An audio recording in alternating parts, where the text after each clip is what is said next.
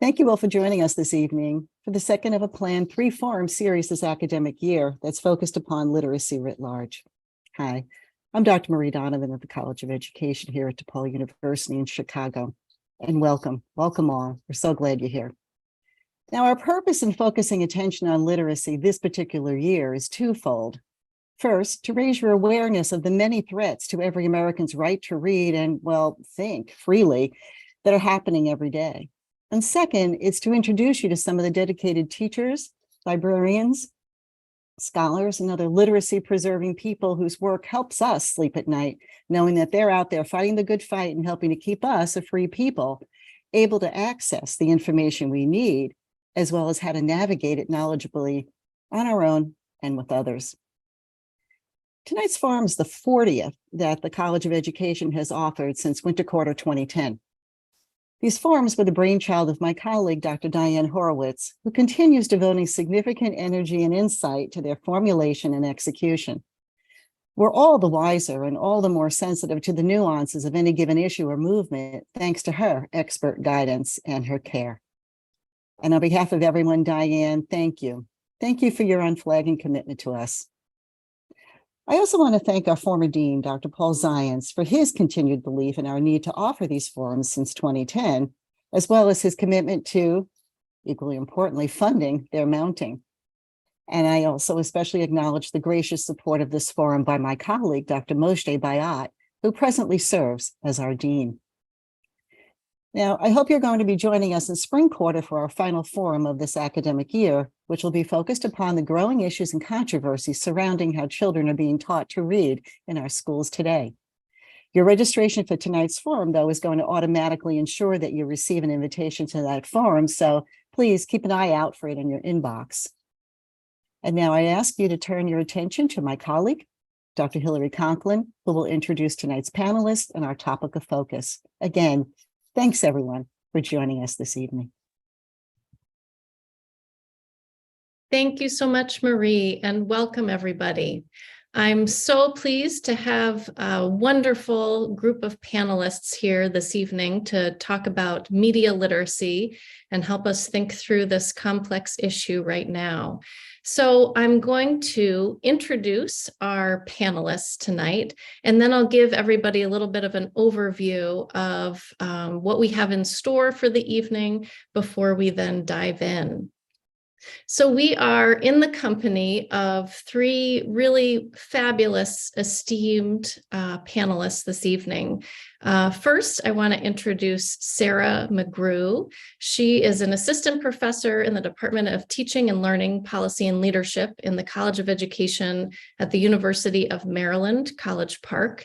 And she studies educational responses to the spread of online mis- and disinformation, focusing on how young people search for and evaluate online information on contentious topics and how schools can better support students to learn effective evaluation strategies. Dr. McGrew earned her bachelor's in political science and education from Swarthmore College and a master's in the Stanford teacher education program. She taught high school history in Washington, D.C. for 5 years before completing her PhD in curriculum and teacher education at Stanford. We are also joined by Antero Garcia. And Antero studies how technology and gaming shape youth learning, literacy practices, and civic identities. Prior to completing his PhD, Antero was an English teacher at a public high school in South Central Los Angeles. And based on his research on learning and literacies in tabletop role-playing games, Antero co-designed the Critical Design and Gaming School, which is a public high school in South Central Los Angeles. Antero's research has appeared in numerous journals, and his most recent book, titled Good Reception: Teens, Teachers, and Mobile Media in a Los Angeles High School, is an ethnographic look at technology and gaming in an urban high school. Some of his other books explore critical research methodologies, techniques for shifting English language arts pedagogy, and changes in the consumption of young adult literature. Antero received his PhD in the Urban Schooling Division of the Graduate School of Education and Information Studies at the University of California, Los Angeles. And last, but definitely not least, we will be joined by Greg Mitchie, who is currently in Act 3 of a 33-year career as an educator. He taught 7th and 8th graders here in Chicago public schools for a decade before leaving the classroom to pursue doctoral studies in 1999. After earning his PhD, he spent a decade as a professor and teacher educator, preparing new teachers for work in Chicago schools. And then in 2012, he came full circle, returning to classroom teaching in the same school and community where he taught in the 1990s. And he currently teaches media literacy to K-8 students at Seward School in Chicago's Back of the Yards neighborhood. He received his master's and PhD in curriculum instruction from the University of Illinois at Chicago. He's the author of 5 books and co-author of 3 others. His latest are Same as It Never Was, Notes on a Teacher's Return to the Classroom, published in 2019, and Holler If You Hear Me, the comic edition, published in 2020. So we have such wonderful panelists here, and this is what we are going to do. In just a moment, we're going to turn over to a little moderated discussion with Antero and Sarah, and we'll take about 30 minutes to have a conversation with them. Then we'll take about 20 minutes to turn it over to Greg Mitchie and have an inside peek at the work that he's been doing in his classroom. We'll follow that with about 10 minutes to give the panelists an opportunity to talk with each other and respond to each other. And then finally, we have reserved about 15 minutes at the end for you all in the audience to have some questions answered. And with that in mind, I do want to call your attention in the audience to being the ability for you to put questions into the chat. And also, I believe there should be some resources that are going to be posted in the chat. So please check those out. But do keep in mind that you have the chance to ask questions, and we'll come to those at the end. But for now, I'd like to turn it to Sarah and Antero and have a little conversation with the two of you. So just to get us started, Sarah, I wonder if we can start with you and just ask, how do you define this issue? What's the problem? So why is media literacy important right now? Yeah, great question to start with, of course. Hi, everyone. Thanks for being here. And thanks for having me. I'm really excited to be here. So I first want to clarify that I and I think Antero too are going to be talking especially about digital media literacy, right? And all the affordances and drawbacks of online information, right? Media literacy is a huge field, but I'm thinking especially about digital information. And we can automatically, I think, I asked you, you could think about some of the real strengths of all the access to information that is at our fingertips, but also some of the challenges that come along with that, right? So there's so much information available online, and it has created so many opportunities to participate in the production and consumption and circulation of online information. And there's some great things that go along with that, right? It has significantly lowered barriers to access. So you don't, need a library card or a set of encyclopedias to have access to tremendous amounts of information.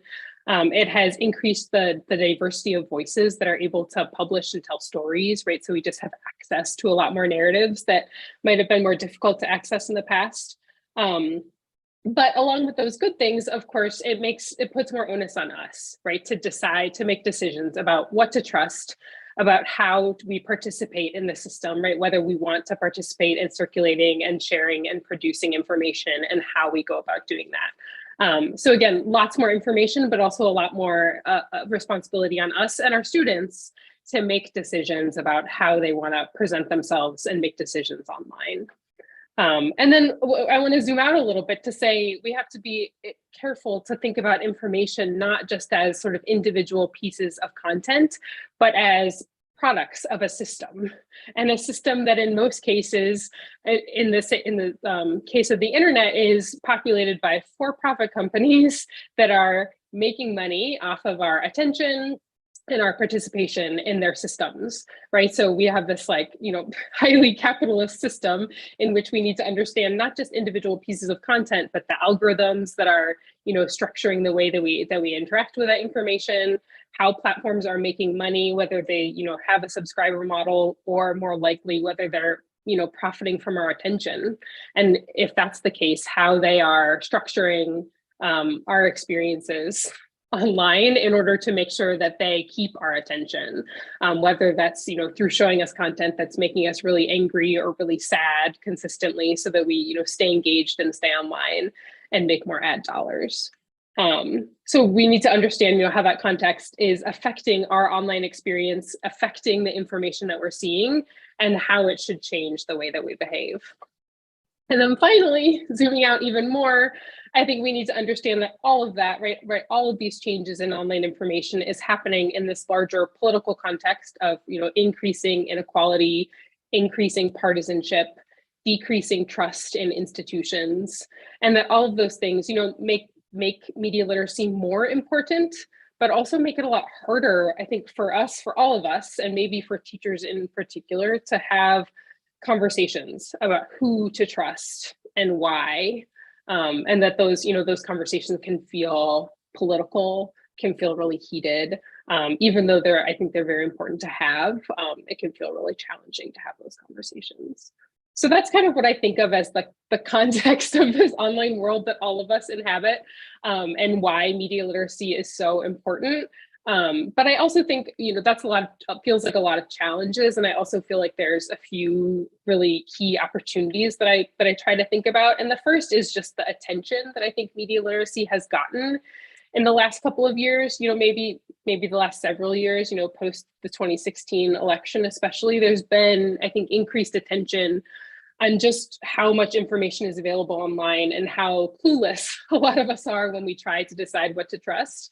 And when we navigate it.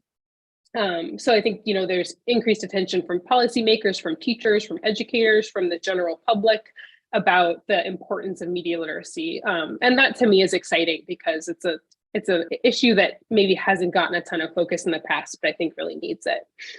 And then the second one is just that our students are online constantly, right? So they're especially, post-pandemic, during the pandemic and post-pandemic, they are online all the time, so much of the day. So media literacy, and especially teaching, them about online information, is a chance to really meet them where they are, and to, talk to them about an issue that is automatically, I think, feels really relevant to them and really important to them, and something that we can hopefully engage in some, exciting lessons about together. Thank you so much, Sarah. That is a super helpful way of kind of framing the conversation for us. Antero, before I ask the next question, is there anything that you want to add to that in terms of sort of how we're defining the problem space and why media literacy now? I think Sarah was unsurprisingly and incredibly well articulated the kind of key terrain of media literacy. I wish I could kind of refute and say she's got it all wrong, but that is just not the case. I think I'll just add one other piece that that Sarah, you're pointing to, kind of the attention economy, and so I think maybe a shift for the educators we've kind of been implicitly immersed in this space, we haven't really thought about, is the ways platforms have shaped all of this. And so, in the maybe for those of us who might be older on this, in the 90s, right, as the internet was kind of proliferating, it was seen as this kind of Wild West space where anyone could kind of have their own kind of colonial territory online. And there's this kind of famous document that I remember from the 90s by John Perry Barlow called the Declaration of the Independence of Cyberspace. And it has this kind of pronouncement of, everyone will be free. We will not be kind of bound to particular spaces. And it's kind of fascinating to think through the ways this was largely a white male utopic vision of what the internet might have been. And now, as we're talking about this in the third decade of the 21st century, the vast majority of what we do in online spaces is confined to probably a number of sites that we could count on one hand, right? From social networks to the places that we stream information on, to the places that we do our shopping and our information searching. And so it's no longer this kind of like Wild West in the problematic term of the Wild West that the internet might have been and what digital media might have been, and that we really are bound by a very finite number of spaces that we spend our time on. And as Sarah pointed to, Instagram knew this was the big, whistleblowery thing from last year. Instagram knew that their information was creating negative feelings in young girls, right? One of the most vulnerable populations that teachers are working with. But because it was capturing their attention, right? It was a profit-driven aspect that hasn't really changed in terms of how these algorithms profit off of the attention of what kinds of content is moderated to individuals and young people in particular, as is salient to our conversation now. So I just want to kind of add to, I feel like I'm mansplaining an additional part of what Sarah was saying, and apologies for that, but add to the idea of the platforms have really shaped maybe my thinking about media literacy lately.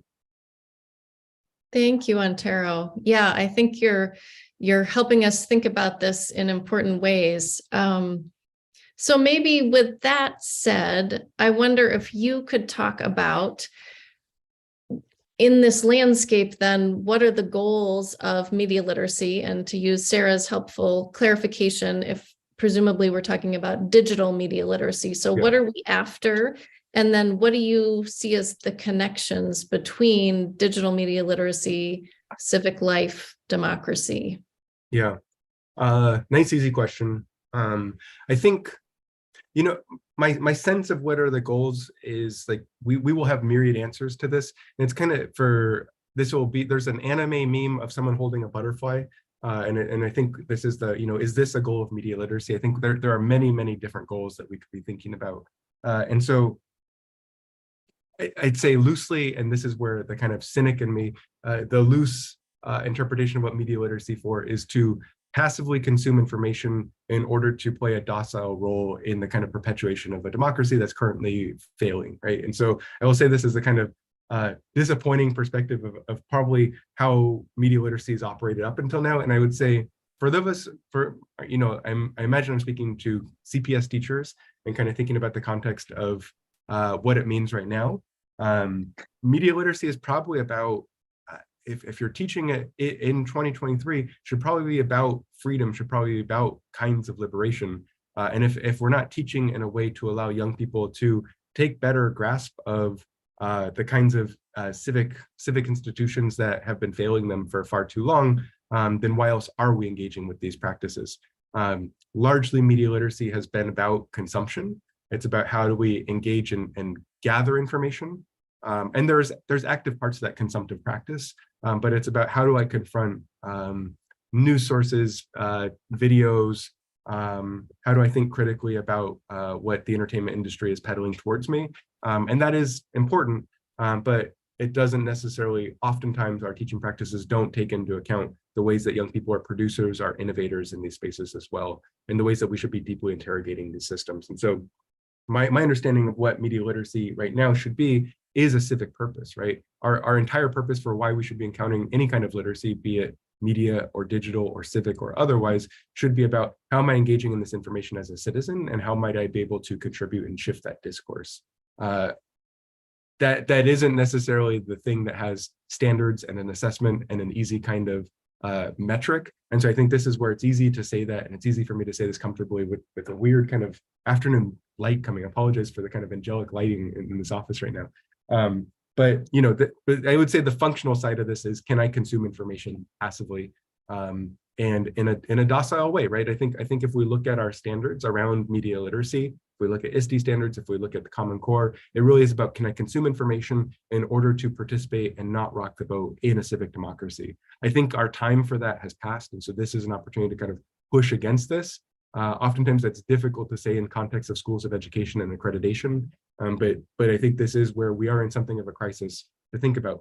One example of this, and I think maybe this gets to issues of safety, talking about youth voice later, but I think about the ways right now a video of police murdering a young Black man are being circulated online in ways that reinforce and ascribe particular lessons around what media is supposed to be. Those videos are there both as an account and as a indictment, both a literal and a metaphorical indictment of the police state. But they also reinforce particular kinds of trauma and racial violence in this country. And so I think about media literacy might not be us reading critically images that have been around longer than most of our students have been alive, and might be a time for us to rethink the nature of what documentary video might mean, right? I think we're in a crisis of thinking about when do we encounter particular information? When is information violence, right? I think is maybe part of this. And my own thinking around this is continually shifting. So I'm just going to name that as like maybe a place that this conversation might head towards later on. Thank you. Wow, that's you're putting a lot of important stuff on the table here for us all to think about. Sarah, before I move on to the next question, do you want to add anything to that in terms of just the goals of media literacy or connections between media literacy and civic life democracy? Yeah, I mean, just to build on what Antero was saying, I think ultimately for me, we want media literacy to be empowering for students, right? And to help them understand, not just to turn them into sort of like docile citizens, like Antero is saying, but to have them realize the power and the choices that they have when they're online. And to understand, even when I think a lot of times, students, I've been in a lot of high school classrooms in the last couple of months, right? And see students who feel like they're just like on social media because everybody's on social media, and they don't have choices about it, and that the platforms are going to do what they're going to do, and they don't have any say in that, right? But helping students see the choices that they do have and the power that they do have when they're on social media or in other online spaces, whether that's the choice to not be in those spaces or the choice to participate or not participate. And that's an opportunity to make that connection to civic life, to talk to students about the ways in which they are already civically active, right? A lot of times when we're talking about, especially in social studies classes, thinking about, civic participation, we always end up talking about voting, right? And this is a way to say it's not like civic voting is not the only form of civic participation. And there are lots of ways that that students are already active and could be more civically active in online spaces, even if it's just about the choices that they're making with what information they're sharing or how they're responding to information when they see it online. So I would just add that little bit about the importance of it being an empowering space for students. Yeah, thank you. And I think in a minute, we're going to circle back to that idea of youth agency a little bit further. So you've set us up well for that. And I think you are also starting to lead to our next question, Sarah, which is, from a practical standpoint, what are some different ways of approaching media literacy in the classroom? So can you help us think from kind of a teacher, educator, practical lens? Sure. And to do this, I'm going to lean on a chapter that Antero and I wrote with several other colleagues for the National Academy of Education in a report on civic reasoning and discourse. And in that report, which was focused on digital citizenship or media literacy, we kind of looked at three big buckets of sort of categories of ways that we teach media literacy or digital citizenship. So I'm going to walk through especially two of them and then kind of pass the third one over to Antero. But those are teaching about, first, digital safety and privacy. Second, teaching information analysis, digital information analysis skills. And then third, teaching about civic voice and agency. So I'll kind of walk through those first two, especially on the second, because that's where most of my research is focused.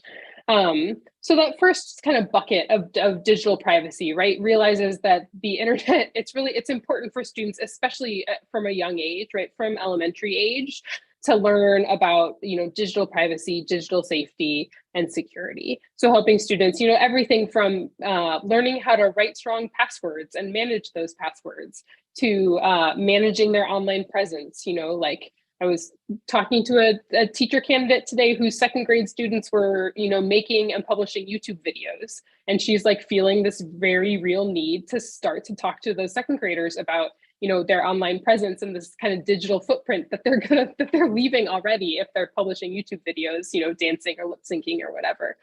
And then teaching students how to interact safely online, both like treating others kindly and with respect and making sure that they're protecting themselves and not engaging in risky online behaviors.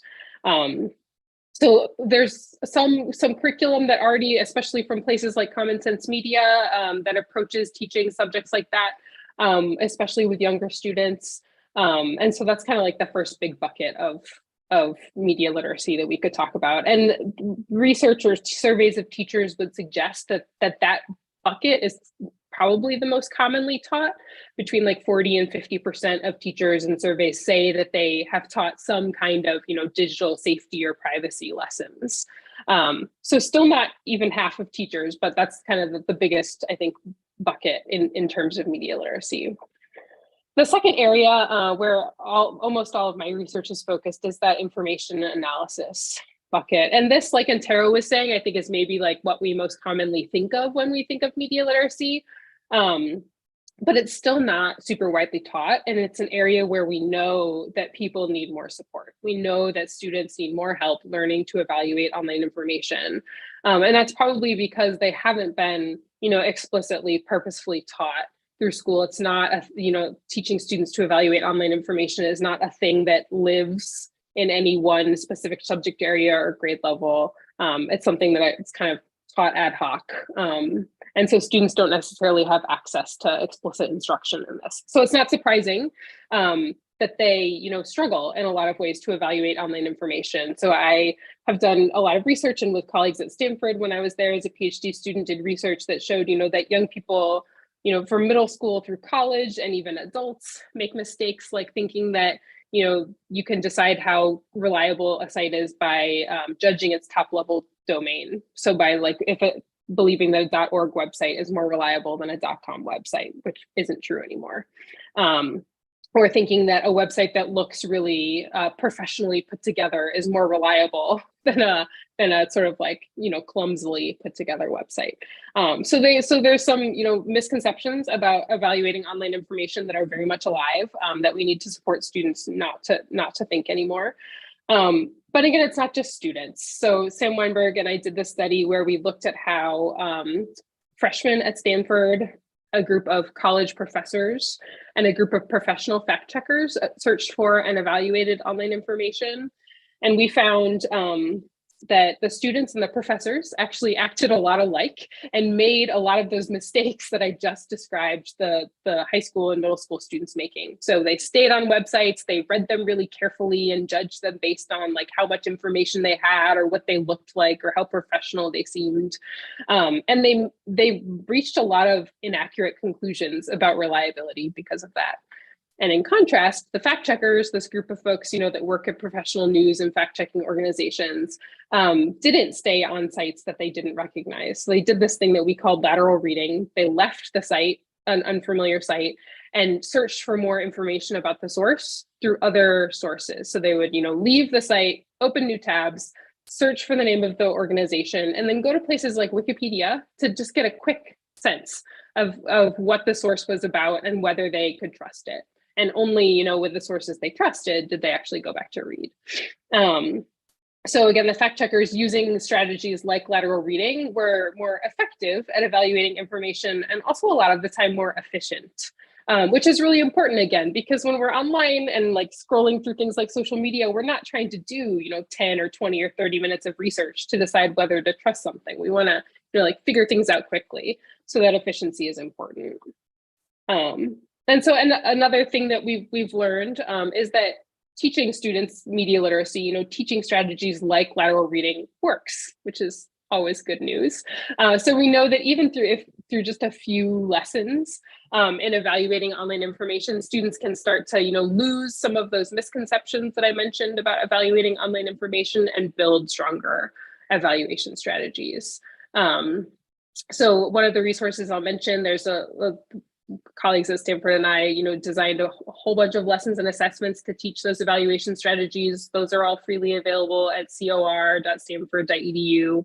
And we think that they can work, and we've done work with teachers across subject areas, including science and English and social studies, as well as across grade levels, to teach students to evaluate information, and hope that they can be kind of flexibly integrated. So I've worked with a government teacher who taught students to evaluate online information using current events. She always talked with students about current events on Fridays. So on Fridays for a series of weeks, she just integrated lessons on evaluating information about current events into her lessons. Or a science teacher who, took whatever content students were studying, whether it was caffeine or animal research, and integrated lessons in evaluating online information in those areas.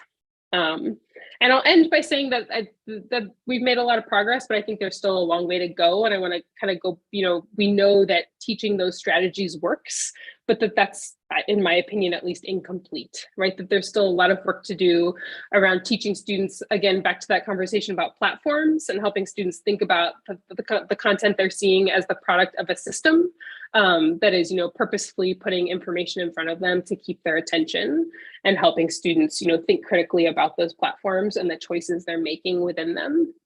And then having students also think more about who they are and what they believe and how that is influencing, both the information that algorithms are putting in front of them, but also how students are reacting to the information. So helping them, think more about their own beliefs and motivations when they're online, and how they can, be fair-minded when they're evaluating information.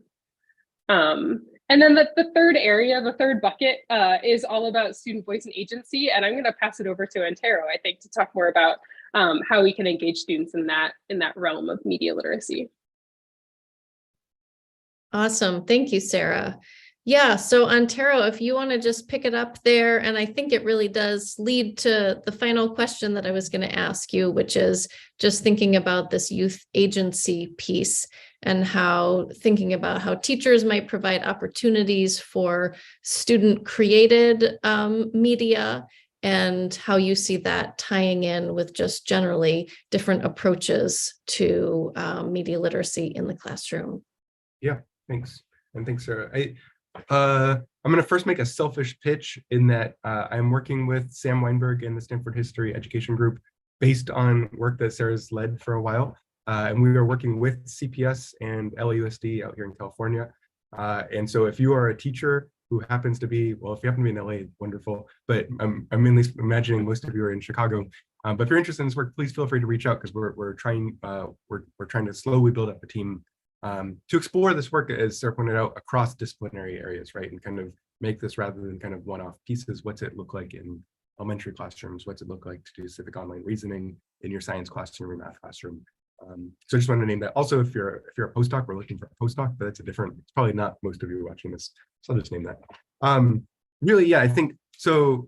This safety, civility kind of online pieces, but like the kind of like the trinity of online media literacy that starts putting out. The last part here really is about youth voice, youth agency.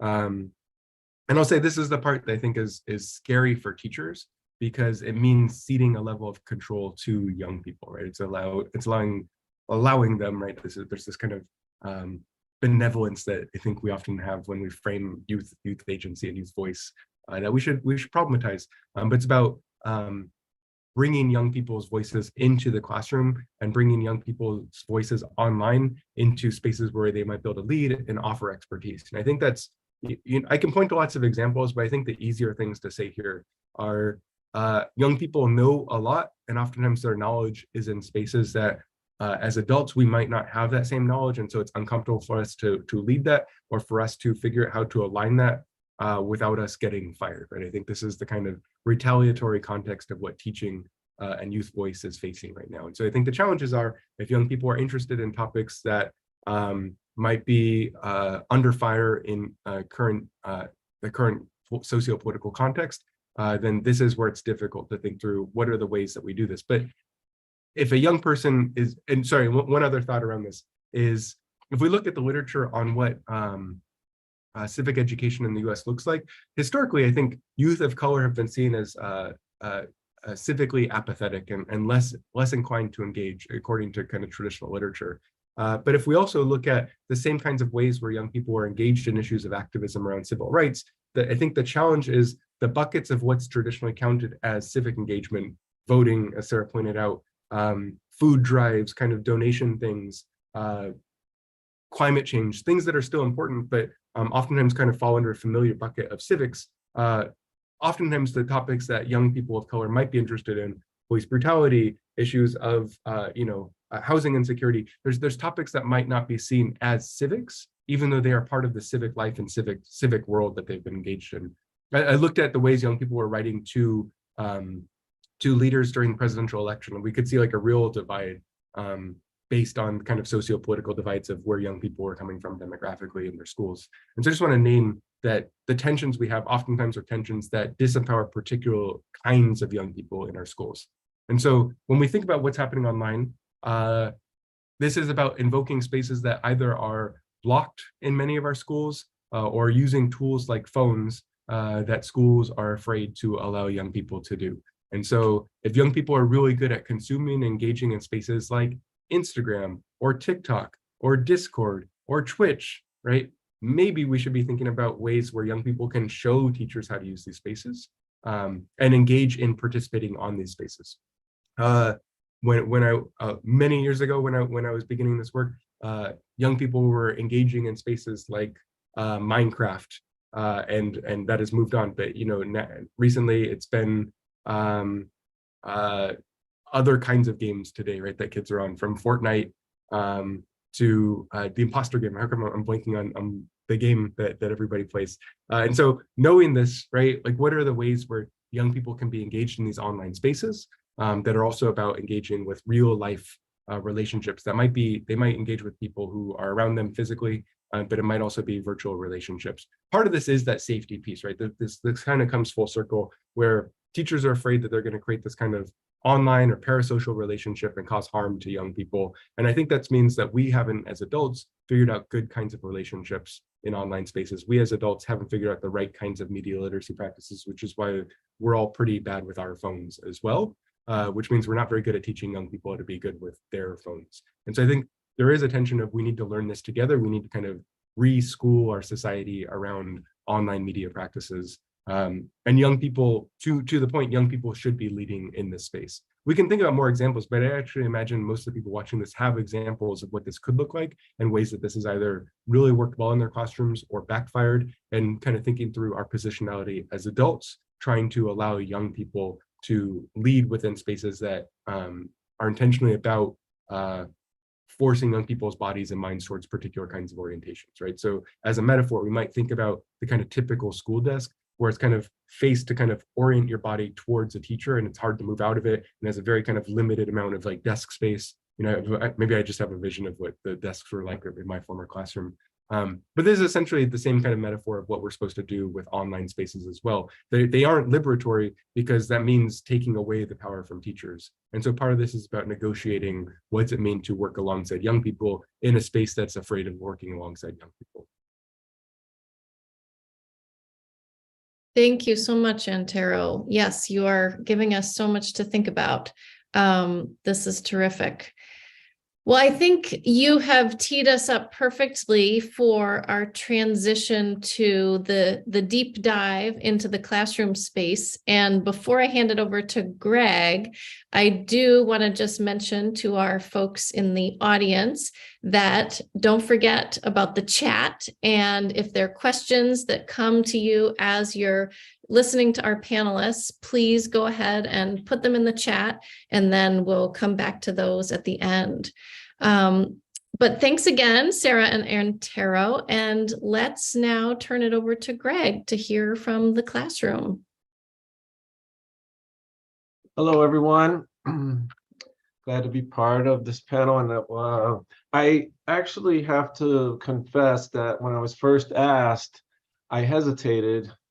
And the main reason I hesitated was because I am a pretty big critic of my own teaching. And there's plenty of days when I come home from teaching and beat myself up over one thing or another, that I think I handled something not as well as I should have, or a lesson didn't go the way I hoped it had. And anytime I hear conversation around media literacy and things that are happening and should be happening, it's motivational because it makes me, think of I'm not doing some of this right now, and I really need to figure out how to work some of this in. So that part's good. But I decided that since my piece was from the classroom, I wanted to be as visual as possible so you could see some examples of student work. I think of the three buckets, I guess, that were talked about, which were online safety, media analysis, and media creation. I really focus the most on the second and third. I don't do a lot with online safety. I do some kinds of talking about privacy, especially with younger kids, and do lessons around that. But mostly we're doing analysis and creating media. So I'm going to try to show some examples of that today. I actually got into media literacy a long time ago. It was during Act 1 of my 3 acts.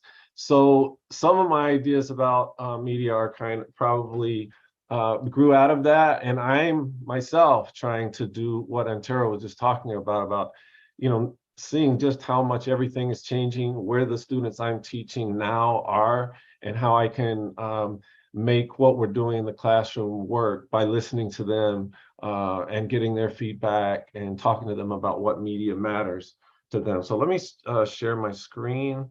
So hopefully this shall work.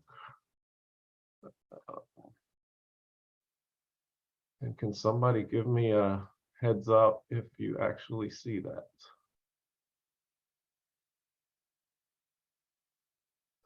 Are we good?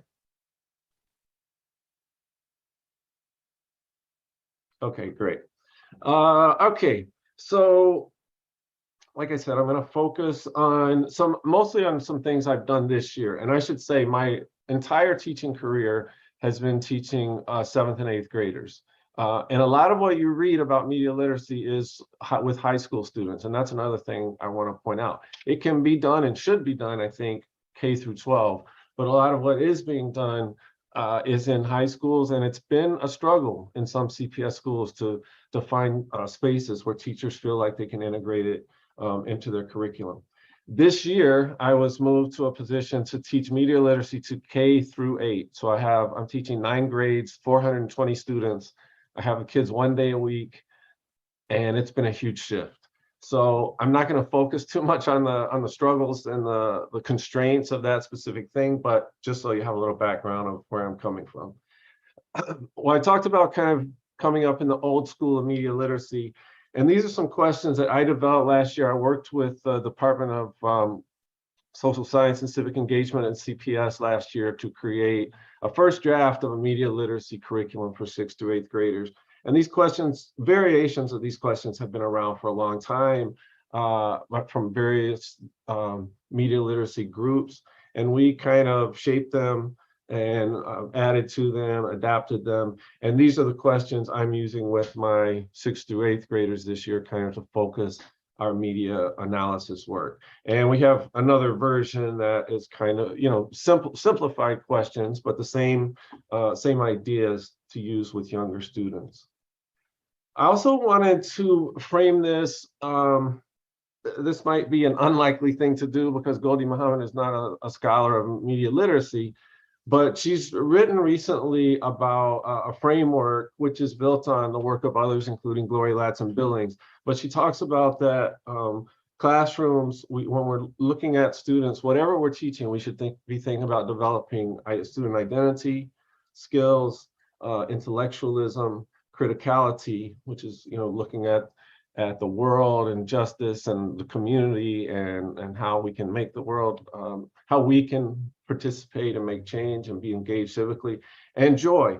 And I try to integrate all those in what I do. So when I saw her framework, it spoke to me. It still speaks to me. I don't know that I'm always successful in this, but I continue to come back to it to try to keep myself focused. So one thing I did early this year with several grade levels, middle grade and a little bit with upper grade, is to just start off with a basic media literacy concept, which is that media are not reality, but representations of reality. And that might seem, as much as young people use media today, you might think, well, that's just obvious. You don't need to talk about that. But I think maybe especially for younger students, but for all students, I think it is an important thing to keep in the front of the mind always, that what we're seeing, wherever it is, social media, old school media, movies, video games, is a construction, is created by people with certain purposes. So we looked at this Rene Magritte painting, which is says this is not a pipe, and that's how I kind of got students into it, to say, what is this? What is it showing? And we talked about the difference between being a real pipe and a oil and canvas representation of a pipe. And then students created their own versions of that with things from their lives, and we put all these up on like a bulletin board just to remind everybody who's passing by that media is not reality, and it's all about representation. So the hardest thing for me to think about this year was, how am I going to do media literacy with primary? I think I've said for a long time, and many people have, oh yeah, it should be done in all grades. But then actually thinking, okay, what am I going to do, was a different story. So I'm just going to give a couple examples of work with younger children just to show what might happen. And these are open for a critique, because most of these are the first time I've ever done them. So one thing I wanted to try to get the young children to think about is representation. I didn't use that language with them, but just when looking at media, do they see themselves? Do they see people or people, places, ideas that are unfamiliar to them? With older kids, I use the windows and mirrors framework with this, but for the younger students, I thought a good way to do it would be with picture books. So I got a ton of picture books off my shelves. I have a lot of a wide variety of picture books with different representation of different cultural groups, racial groups among the protagonists, and ask students to find an illustration and take a photo of several different things. So I'm just going to go through these really fast. Find someone who looks similar to you. Find someone who looks different from you.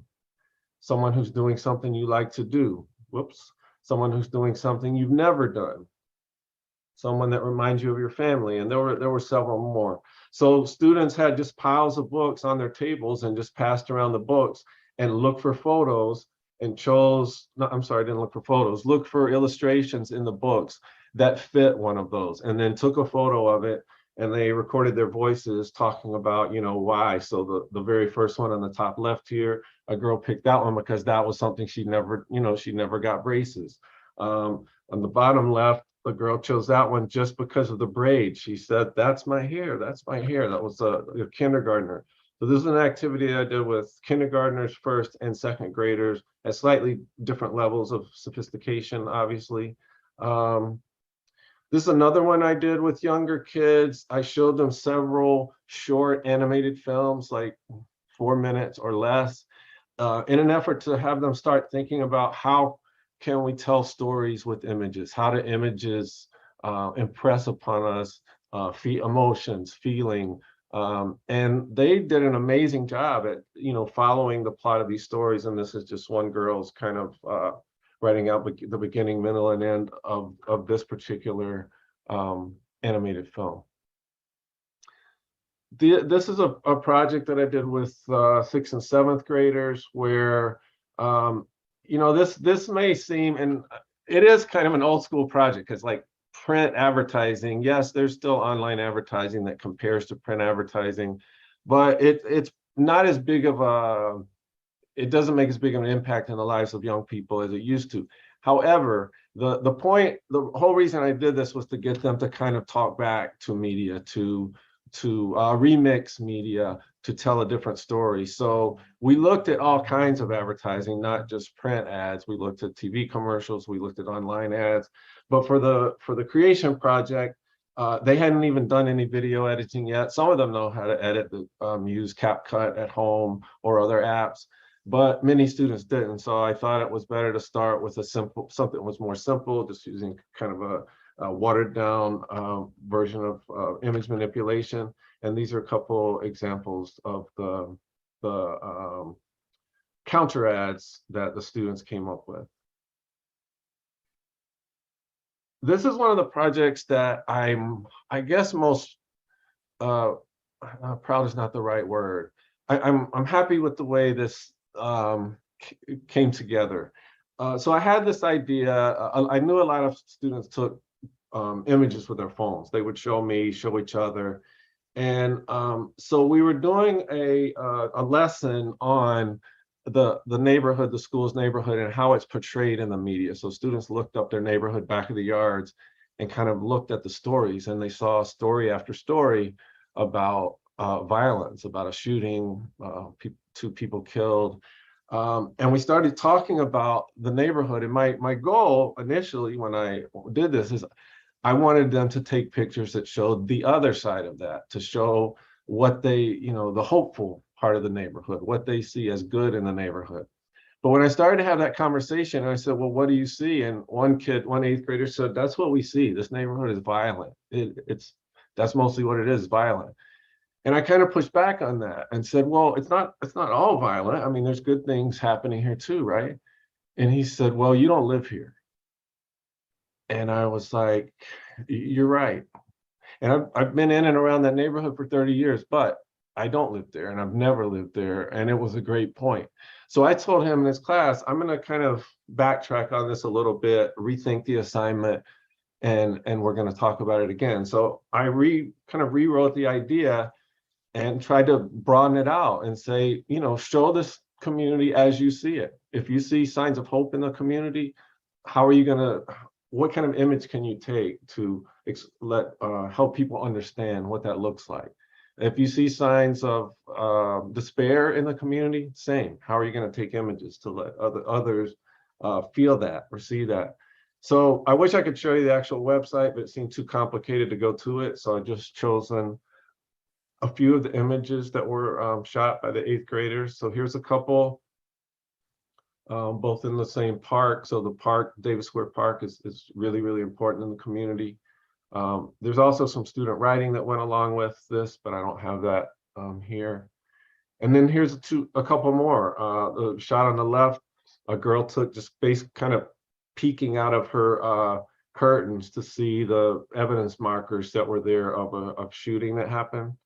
And then the picture on the right was after a house was on fire and the police had just gone down the alleyway. So it ended up being like a 50-shot, photo essay that we turned into a website with student writing. And then I was thinking about, well, how could I use this media, this student created media, with my younger students? So I showed it to them for 2 purposes. First, I just showed them the positives. I just showed them photos of good things in the neighborhood or ways that young people have portrayed places or things that they saw that were hopeful. And then I asked the students or something beautiful, and I asked them to draw something beautiful to them. So this is one kindergartner's drawing after looking at those photos, and she did the paleta truck, the ice cream truck. And if I could leave this image up long enough, you see she included a ton of detail, very authentic detail for when the ice cream person is coming. Then, excuse me, we then looked at them again, and I didn't show any of the pictures that related to violence, or there was a picture of gang graffiti. I didn't show those, but I did show them a fuller array of the pictures and had them write about them with just the questions of what do you see, what do you think, and what do you wonder? And I just want to show 2 examples of those. Again, this is getting young kids to just think about more deeply, like what they're seeing in images. So this was the tamale vendor, and said, I see a person selling tamales. He sells the best tamales. I wonder how many tamales does he have? And then this next one, I think, really shows how kids do start thinking critically when they can step back from their reality and really look at it as in an image and have the time to think. So this is a food for less in the neighborhood. that was one of only, there's a smaller grocery store and Food for Less, and that was it. And Food for Less closed down about 6 months ago. And this girl wrote, I see Food for Less. I think they're taking Food for Less off.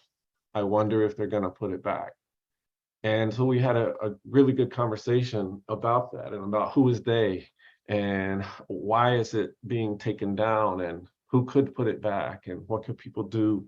But the reason I like this project is that it not only served a purpose for the older kids in terms of thinking about seeing their neighborhood, but also being able to use their media creation with the younger students. And the coolest thing about it was when the younger students, when they first looked at these images, we couldn't really even talk about them because they were just applauding and jumping up and down. I live 2 blocks from there. That's my dad has that cart. They were so excited to see places and things they knew up on the big screen at school. I also wanted to just mention, I talked about the part of Gholdy Muhammad's framework is joy. I do set aside time for students just to reflect on or share media they love, because I know I totally agree, and I use some of the SHEG curriculum. I think it's great, and I'm doing a whole unit on news and information literacy. Started it already with 5th graders, but I think media brings joy to all of us, and I don't believe we should just only have kids kind of dig in and dig in and dig in. Not only does this help me see media they love, this is just one example from a project that was called Playlist of My Life, but it wasn't just a music playlist, any type of media. Here's another one. But I'll say some of the students that have had the hardest time getting to fully commit to a project really went all in on this project and created some awesome explanations or almost odes to these specific media that really brings life to them. I did something similar the first class we came back after our winter break and just had them think about the year that passed and what were some media that kind of got them through that year. And that was another one that was just very eye-opening for me, ways that helps me get to know some things about the students that I wouldn't otherwise, especially only seeing them once a week, but they are also able to share media with each other. And to speak a little bit, I try to help students have the room and the space to create projects that allow for civic engagement. This is not an excuse, but it is a little harder with middle school students who don't typically, at least on the south side of Chicago, have the freedom to go wherever they want to go, who don't have transportation. There's more limits, but we do what we can.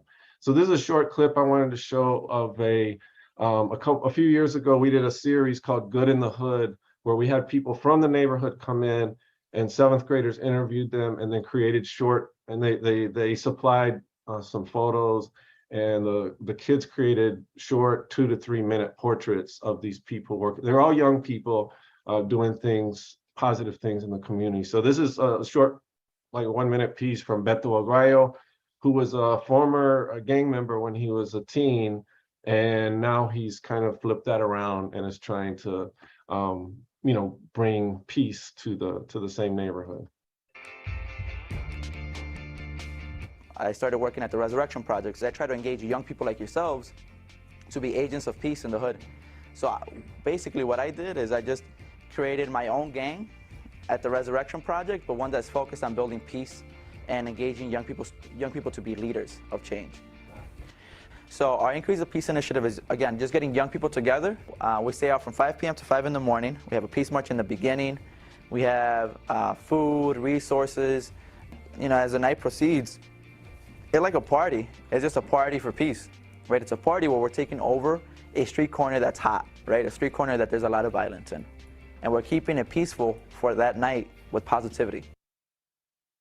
And there were several more pieces in that series. One was a guy who, a couple actually, who opened the first locally owned coffee shop in the neighborhood. Another one was a young woman who grew up in the neighborhood who had just started law school. So different ways that people were trying to, and all of them were trying to, I would say, build up the community in some way. And it was great for the students to see and meet them, and I think imagine themselves in those roles as well. Okay, and then the last one I'd like to show, this is also short. This is currently, I've got 3 students who are working on a 3-episode podcast about undocumented, what does it mean to be undocumented, basically. And they've been working on it for once a week, most of the year, and they're in kind of the final editing stages. But I'll let them kind of explain it. I just have the introduction here because that's all they've kind of completed so far. But I'm really excited about the work they've done. And again, I think this is a way that students take an issue that is a really important one in their neighborhood, but that they themselves felt like they didn't fully understand, and go out, talk to people, and put it together into media that's actually going to get out there in the world, that we're going to share, and other people will hear, and hopefully it will make an impact. So here's a short piece of that.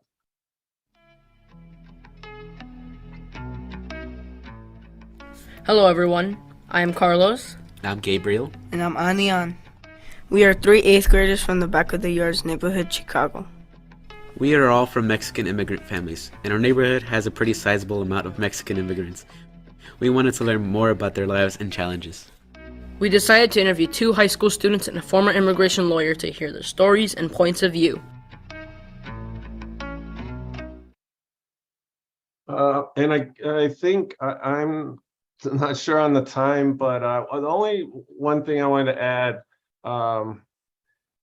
it's been one struggle I've had this year is when examining, we do a lot with our media analysis on social media, and there were several times in class that I just felt kind of a casual disregard of racist comments online, and with the explanation of they're just trying to be funny. It's just a joke, and people need to get over it. It's a joke. So right now we're doing a unit on race and representation in the media, kind of the history of how that built up and where it is now. And that was not planned. I mean, I work in those kinds of issues, but I just felt that it was something that we had to kind of face head on, and we're kind of in the midst of that right now. And I'm not sure, where it's going to go, but I do feel like having students look at some of these historical images of Latinos, of Chinese Americans, for example, in the 1880s, and the political cartoons, how Chinese immigrants were portrayed as, evil and murderous, and seeing some connections of how that's very similar to what has happened to our Mexican and Latino immigrants recently, has been helpful to broaden the conversation. So I think that's it for me. So Hillary, Sarah, Antero, if you want to come back and I need to stop sharing. Yes, Greg, thank you so much. Wow, that was really powerful. And you have given us so much really amazing material. And I have lots that I could say, but that's not what we're here for. So I wonder if we can spend just a few minutes. I don't know if the 3 of you have anything that you want to kind of respond to in terms of what each of you has shared. If you want to, you can weigh in now, or we can go right to our questions. Anybody want to pop in with thoughts about what the other panelists have shared? I'd like to ask a question, maybe, if I could, and have them respond to it. Sure. As you saw, I think for me that the news and media literacy piece, news and information literacy piece, as important as I think it is, fits into kind of a broader framework of media literacy, which you talked about a bit, Antero. But I doubt that sometimes, and sometimes I feel like, you know what, that stuff is just not as important anymore, and I should just focus on news and information literacy. And part of what prevents me from doing that is I do feel like I'm listening to students, and I don't think that's all they want to do. I think they have some ideas about media creation of their own that may or may not, relate to that. And I do always want to have a creation piece. So I'd be interested to hear either or both of you comment on that. Yeah, I was just gonna say, Greg, like I'm just so impressed and so excited that everybody got to see your examples after listening to Antero and I talk about things. I think at like a more theoretical level, but just like your examples are super inspiring. And I think I think kind of like exactly what I was trying to describe, like, except you're doing it way better in terms of putting students at the center, first of all, putting like students and their experiences at the center, making them the like active agents of their own lives, which of course they are, and showing them, helping them see, like the power and that they have and already are enacting in their own lives. So that's super exciting to me. And I wrote down those 4 questions that you had at the center of your media analysis diagram, because I think to me, those kind of like help encapsulate, right? The like, how am I feeling? What are the messages? What questions do I have? And what actions can I take, right? Because you're emphasizing everything from like introspection to action. And I think to me, that's really, really powerful and hopefully what we're teaching. And I think you are doing what is ideal, right? Like doing information analysis, but also doing production. And I think that's super key. I think that the question for me is, what does that look like for teachers who aren't just media literacy teachers, right? Who don't have, like, what does it look like for a social studies teacher to move from just information analysis, which I think is easier for teachers to see how that fits in their curriculum and their standards, to media production and the kind of like cool creative projects that you're doing. And I think there is space for that. I think we just have to help teachers think more about what it can really look like and how they can justify it. Yeah, just really quickly, I wanted to say that curriculum that I helped create the first draft of last year, knowing that many teachers do not have access to, the equipment or money to get things, we did not include much media. That curriculum is mostly media analysis, news and information analysis, just because we didn't think that was fair to make that a big part of the curriculum when many people would struggle to, or just look at it and say, well, I can't do that, and this is the analytical part is something that everybody can do. Thanks. I was just going to add, so I'm of 2 minds here. And so one is, building off of the work that Sarah's done, we definitely want to figure out how do we continue to engage in the information literacy aspects of this, particularly across subject areas, right? I think this is where we've gotten some like good indicators in English and social studies classrooms, and less so in other kinds of contexts. The other side of me, though, is that information literacy depends on a society where the fourth estate hasn't failed us in the way that it has now. And so recognizing that not only is our formal government failing its people, right? If we think of, and particularly failing Black and Indigenous and people of color right now, the news sources as a kind of bastion to hold the feet to the fire of our government has also failed itself. And so in order to kind of think critically and credibly of these kinds of sources, means those sources should be working in the first place. And I think we might be in a place to kind of question when capitalists, rich billionaires are at the center of deciding who is platformed in particular kinds of spaces and what kinds of news sources are and aren't allowed to proliferate. It makes us question like the entire premise of this. I think a large part of the kind of theory-driven work that I've been doing lately has been about a speculative approach to civic literacies. And what I mean by that is recognizing that we need to kind of, informed by Afrofuturists, informed by speculative literature, we need to think beyond the kinds of paradigms of traditional formal schooling structures and think through what might we build anew, what might linger beyond the horizon of traditional formal structures. And this is where I think young people are going to be the most imaginative for us.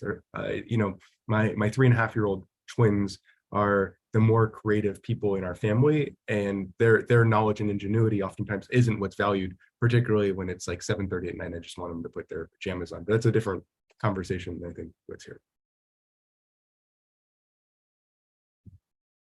Thank you 3 so much. I have a feeling you 3 could have a very rich continued conversation, but I also am seeing some great questions coming into the chat. So I want to maybe give a little time to our audience member questions. So maybe I'll start with this one, which I have a feeling many teachers wonder and worry about. So Kim Cotty asked, I really like your idea about engaging in spaces like TikTok and Twitch. How can teachers incorporate these spaces while preventing distractions or off-task work and maintaining student engagement? And I'll open that up to anyone who wants to weigh in. I think I'm just going to briefly, I really appreciate that question. I will just, my dissertation, oh man, no one wants to hear someone talk about their dissertation. But my dissertation was about using phones in classrooms and about trying to democratize youth technologies. And the dissertation is basically a pretty critical reflection on myself as the teacher, immediately seeing kids being distracted and kind of like taking away their attention on me, right? Like that is the kind of crux of when you let kids use their phones in classrooms, it means they're not going to be looking at you as much. And so part of my critique would be distraction from what, right? I think this is where we might need to kind of unpack what our curriculum is. And if our curriculum is distractible away from, and I say this as someone who's easily distracted, how might we kind of reorient what schooling looks like, what our classrooms look like in ways to create opportunities around that. Again, I'm in a very privileged position to be able to say that as I'm not in the classroom right now. But I think this would be a design challenge to think through. How can we make our classrooms not necessarily distraction free, but distraction full in ways to kind of lean into the productivity of what those distractions might be? Yeah, just quickly, like I said, I've been working with high school teachers a lot this year, and they've mostly because social media, we're engaging students in evaluating information on social media, and social media is blocked at their school. So they let students get on their phones to, start to learn to evaluate these posts and to do some of the creation that we've been talking about. And the teachers were worried about it at first, especially because the school's in like trying to transition students out of the Zoom school mode of like having headphones in and being on their phones all the time, which was their norm for a few years. So the school's really focused on getting students off their phones. So for teachers were nervous about being like, okay, you can get on your phones in class. And I think it's actually gone like much better than anybody, it's like the teachers say, okay, get out your phones and like, we're going to do this thing together. And the kids, do it. And some of them, yes, are off task, but like, some of them are off task anyways, or getting distracted anyways. And then they say, okay, like put your phones away or turn your phones over, and they go away. I think it's been like remarkably undramatic, I think, at least in what I've experienced. And kids seem to enjoy it.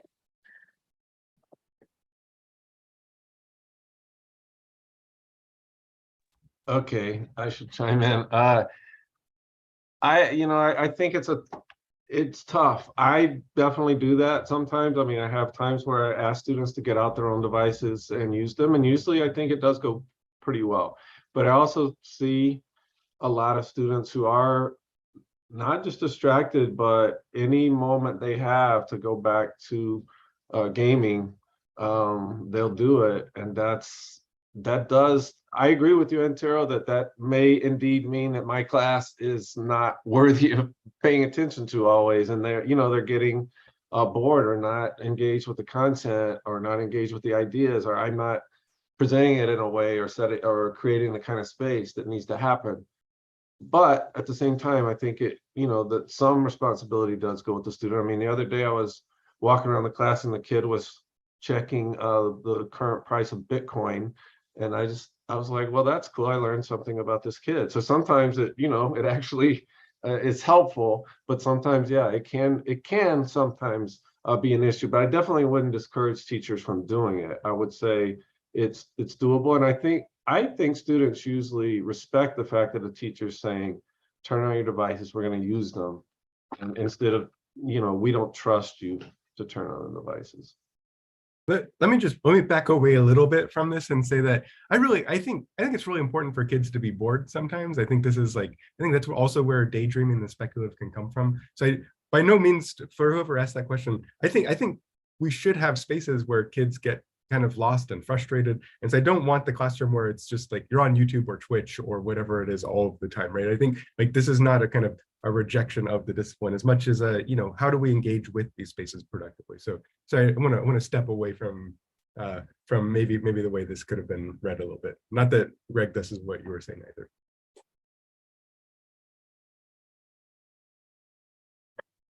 All right, thank you. Here's another question that maybe is shifting the conversation a little bit. So the question is, beginning in the early 90s, video games have been criticized for the perceived negative effects they have on children.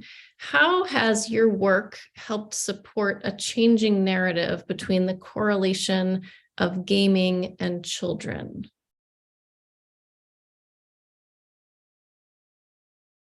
I'm gonna let Antero answer that one. I will say, I'm maybe like many people, I'm currently watching The Last of Us, a show on HBO based on a video game. And the most recent episode, I was weeping openly in the middle of that episode, just by kind of being swept away by what video games can do. I think it's just kind of a reminder of how the genre has evolved. But even stepping away from the evolving work, a lot of my most recent research on games has been on analog games, tabletop role-playing games like Dungeons and Dragons. They're going through their own kind of legal battles right now, which is a different conversation for another day. But I think one of the things that I think is most transformative about gaming, and again, this comes back to the speculative, is when you play a game like Dungeons and Dragons, and you can play this online, but you can play it at a table with friends, you sit down with other people, and it is a civic question at the heart of it. The question is, what shall we do? Or what do you do? And you collectively, with your friends, build a world, and you explore that world, and you come up with ways to engage it. It's usually not a democratic solution. It's usually a solution led by violence, because that is how the game is designed. But we could come up with better games than Dungeons and Dragons. I think there's much better role-playing games, but that's the one that most people know. And so for me, the opportunities of gaming is this possibility of exploring a new world and kind of like free diving. You kind of immerse yourself in this alternate world and you see new possibilities. And every once in a while you have to come up for air when you're playing these games, and you check in with your other players and you check in with the world around you. And to me, this is like the real possibility, is gaming allows you to try out new identities and then take those identities into the quote unquote real world. I don't have a ton to add to that except one little anecdote. I'm not a gamer myself, but yeah, I can remember, back in the 90s too, teaching, and the gaming world has completely changed. I've learned to see it for what it provides to students, what students get from it. And the first time I really saw that was probably 6 or 7 years ago. We were having a discussion in class, and this 8th grade boy who was struggling in many, many ways, talked about, for some reason, we were talking about the calming things in your life, like what calms you down. And that's what he talked about, was playing a violent video game. And for me, in the moment he was saying it, it was just cognitive dissonance. I was like, how can a first-person shooter video game calm me down?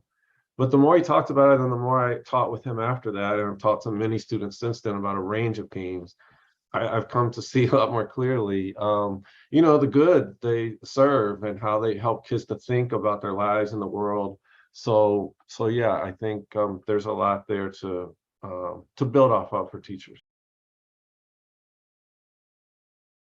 Thank you all.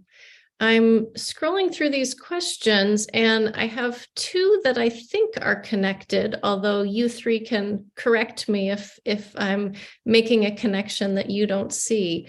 There's one participant here who's asking about how cyberbullying is a big issue, and I wonder if these kinds of lessons are a good forum for those discussions.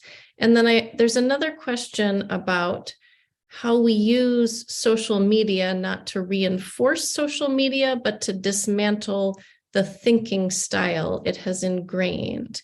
And I'm wondering if you all could speak to, I guess what I'm seeing as the connection there is sort of the role that social media, perhaps some of the damaging effects that some of you pointed to earlier, but how we can use that in conjunction with trying to kind of unpack and dismantle that for students. Feel free to have me clarify if that wasn't a clear question. I can start maybe a little bit. I think again, my research is not focused on cyberbullying, so I will not claim to be an expert, but I do think that there are absolutely ways to, turn conversations about social media and how social media platforms are structured. First of all, like I was talking about, what they prioritize and how they, try to engage and sustain our attention. So the kinds of content that they're showing us, but then the power that we do have to choose to engage and stay on the platform, or how we, react to and respond to posts. And just for having conversations with students, again, I think about how they interact with posts on social media, different kind of like posts that are hateful, or posts that are funny, or posts that are, delightful, or, whatever. And just listening to students talk about, what their different reactions are, and then helping sort of like guide them to think about both, again, the role the platform is playing in structuring those engagements, but also the choices that students have, and trying to obviously push them away from things like cyberbullying, and towards more, pro-social behaviors. And again, showing them the power that they have in reporting posts, or in responding back, or in choosing not to engage with comments. So that's just a start. But Greg and Antero, I'm curious what you think too.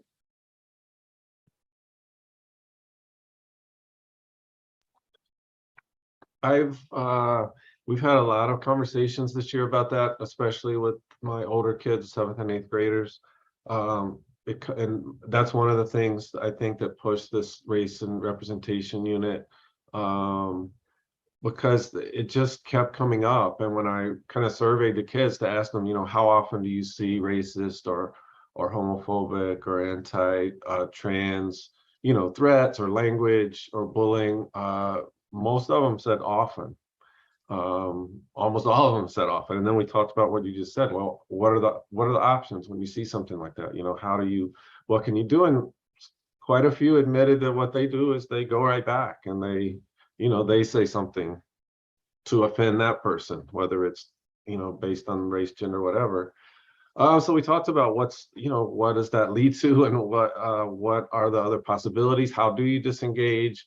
And I definitely haven't gotten to an answer or a solution to it, but I hope that having those conversations, as you were saying, at least puts that idea in students' heads more, because it's I guess not alarming, because there is so much that is in our real, outside of social media too. And yeah, I think it's something we got to keep bringing up. I think part of what might be helpful, and this is going to focus on older students in terms of the skills, is kind of understanding how these systems proliferate things like bullying, or I think the kind of dismantling the ways of thinking as maybe the second question that you're bringing up. Part of why TikTok is so successful and so viral right now is it kind of intentionally peddles outrage, right? Like this idea of kind of creating a reactionary TikTok where you react to someone else's TikTok, and you kind of use the green screen feature to respond back to it, right? That's made so that you are quickly saying, this thing makes me mad, and here's why I'm mad, right? And then someone else can do that. And there's an echo chamber of this, or the kind of like tagging people in an Instagram story. It's about kind of peddling outrage to other people and being angry. Likewise, I think part of how bullying works generally so successfully in online context is because of the ways surveillance works in these tools, right? And the ways that you can kind of see and respond to and engage with other people, find other people. And so this is why, things like our COPA laws have abjectly failed young people in these spaces. But ultimately, we should be thinking about the ways that the tools themselves profit off of harming young people. And the ways that we bully is through the ways these tools are intentionally designed to allow for those practices to happen.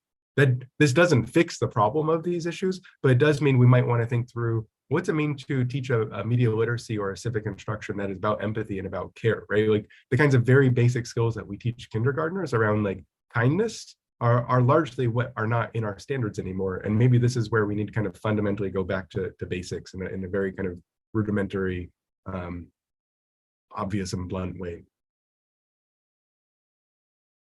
Thank you all. Okay, we're running very close to our end time here. There are lots of other good questions that I don't think I'm going to have the opportunity to ask.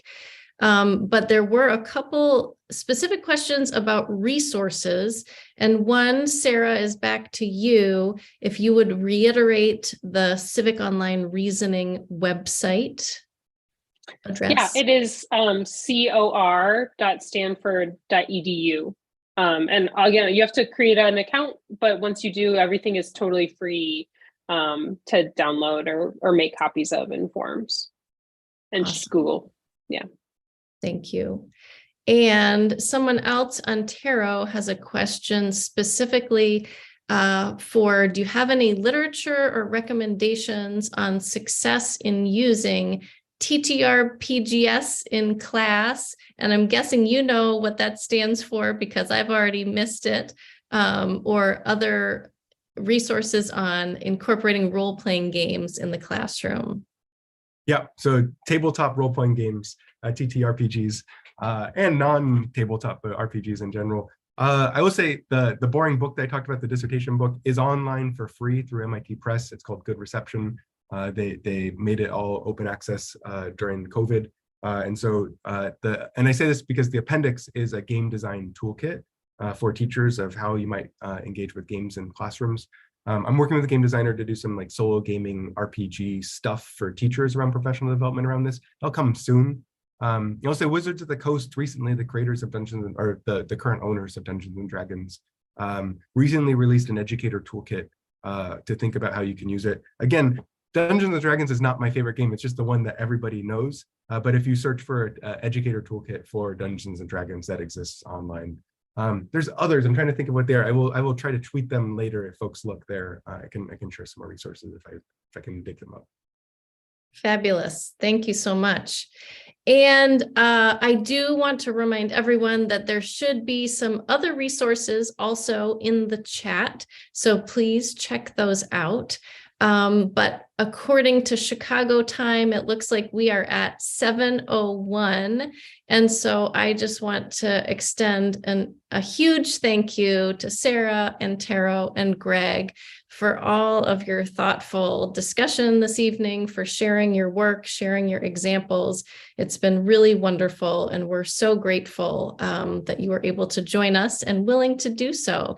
So thank you all. Virtual round of applause from our robust audience out in cyberspace. And just one last reminder that there will be a spring forum coming soon that will continue the focus on literacy.